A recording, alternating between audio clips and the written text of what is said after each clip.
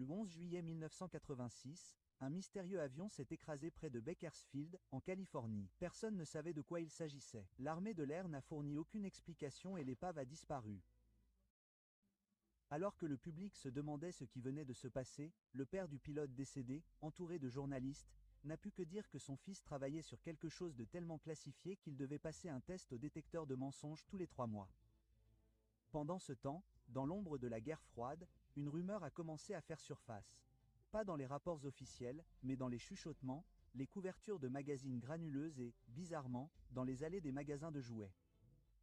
Parce que quelqu'un avait créé un modèle réduit d'avion de chasse en plastique à $10 si incroyablement convaincant que le Congrès a commencé à exiger des réponses.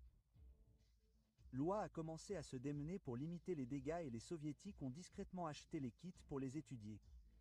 Exactement comme dans l'intrigue d'une comédie des années 1980. C'était un avion qui n'avait pas été présenté en public, sans photo et sans reconnaissance. Et pourtant, tout le monde connaissait son nom, le F-19. Était-ce le projet noir ultime de l'Amérique? Quelque chose de si secret que même les élus n'étaient pas autorisés à savoir qu'il existait?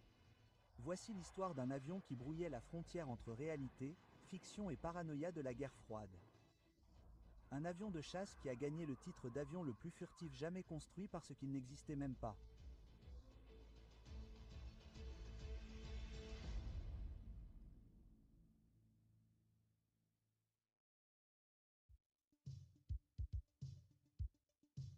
Au milieu des années 1980, les spéculations allaient bon train dans les milieux de l'aviation. Les rumeurs allaient bon train selon lesquelles l'armée américaine testait quelque chose de nouveau dans le désert. Pas seulement un autre prototype noir à petit budget. C'était quelque chose qui pouvait soi-disant devenir invisible au radar.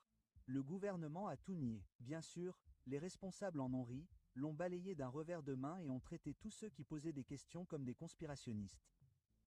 Cherchant à capitaliser sur la mythologie grandissante, la société de magasins d'essais, célèbre pour ses kits de modèles réduits hyper précis, a discrètement lancé un nouveau produit, le chasseur furtif F-19. Cela ressemblait à un mélange d'élégance de science-fiction et de paranoïa de la guerre froide, quelque part entre le SR-71 et un véhicule Thunderbird. Pour le public, c'était un fantasme amusant, mais pour les passionnés d'aviation, c'était dangereusement plausible. C'est donc tout naturellement qu'un matin d'été de mai 1986, un journaliste et modéliste à l'œil aiguisé du nom de Tim Gaffney a repéré la fiche d'information du F-19 dans un magasin de loisirs créatifs de l'Ohio.